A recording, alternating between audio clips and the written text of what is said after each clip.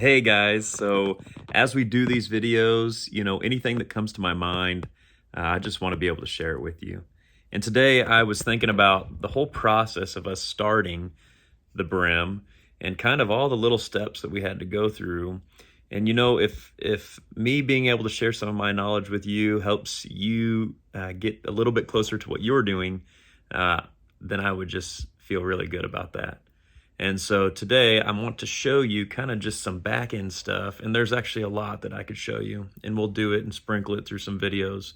But today I want to talk to you about at least what our process looked like from a county level. And so, we are in Platte County here in Missouri, and every county has different criteria for what it is that you are seeking to do, right? So in our area, there's a lot of wedding venues that are kind of out. And when I mean out, I mean they're not specifically in the city. They're more out in the country, the suburbs. And there's not specific set standards for these counties. And so a lot of them have tried to, give these guidelines for what it is that they're doing and what they'll allow you to do. And so in our case, we have a special use permit on our property that was awarded from the county. And so I'll show you a little bit about that here. So check this out. I'm going to pull up my computer here and show you what it is that I'm talking about. So this is our county website. It has all sorts of things on it, right? But this one that I specifically went to, and one you'll probably need to look for, is your Planning and Zoning Commission. And so whatever county you might have land in or are going to be purchasing land in, it's good to know what you can do with that land. So anyways, in this one specifically, they put everything out for you to see. And so it's all there typically, but you might have to seek it out. You might have to go and actually ask more deep questions. And I'd just recommend going and knocking on their door, walking into their office and saying hello and getting to know the folks, because these folks really, they're there to help you, and they can answer those questions for you. I've found that with our planning and zoning folks, I have to be the one that anticipates what's going to happen specifically, like ask the deep questions of, can I do this? What is it that I can and cannot do? What are my limits? Because they don't necessarily know or are thinking, they're not really thinking about those limits, if that makes sense. They are thinking about the things that they need to think about in order to keep the county and the general public safe, right? So here in Platte County, these are the different items that they've given me. And so I just want to point out a couple here.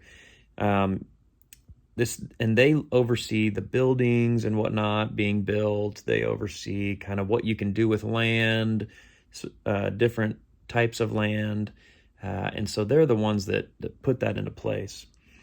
Anyways, the building packet is important. I'm probably going to do another video on that, but I wanted to pull up the zoning order. This is a very large document. And inside of this document, you can see anything and just about anything and everything in our county that you'd need to know. So our land is zoned rural estates. We're one step above the agricultural district. And so if I go down to, I'm going to keep going here. I actually know this pretty well, believe it or not. If I go down to my section called rural estates, I can see all the things that I can do with this. Here are my permitted uses. Now, in these permitted uses, I don't have the ability to have weddings or to have agricultural tourism, like they call it, but under my special uses, I can do that. Well, the question is, I guess, let's see. There's our winery and tasting room that we're going to be doing, and our agricultural tourism that we want to do. And the last thing, we're actually in the middle of applying for this, which is cool. We want to do that bed and breakfast facility so that people, that's where the parties can stay overnight and use the facilities overnight. It also gives me my regulations for front yard and side yard. But this special use permit, what I had to do with my county was I had to actually go and apply to be able to do any of these. Now, if I wasn't zoned rural estates like I am, I could, maybe I was zoned agricultural ag. These are all the things that I can do with my special use. There's quite a bit more. And then as you go down the list, whatever your property was zoned as, there are different things that you can do. Anyways, I think that's enough of that. And my point with showing you this is that, hey, Kels. Kelsey's home today. She did 2 free weddings today, which was really cool. So, like I said, she'll pop in sometimes, but I bet she'll be more active later. But anyways, she's like, what do I do? She's pregnant. We had some really crazy circumstances happen to us with our property, right? You know the story of us getting the 11 acres, and then we found out that according to the zoning rules and regulations, that actually if we wanted to have a tasting room on site with the vineyard and whatnot and do what we wanted to do, we had to have over 15 acres. Well, that was a pitfall that we could have fallen into. But because we didn't find that out until we were already under contract for this land and we had put money down, right? And so if you're starting on a journey like this, go check with the county that you are in to know what it is that you can and cannot do. Do not fall into a trap of being uneducated. Luckily with the stuff that happened on our property, we were given 5 more acres. Well, that pushed us over the 15 acre mark. But if that didn't happen, we would have bought this property that we really couldn't ultimately do what we wanted to do with.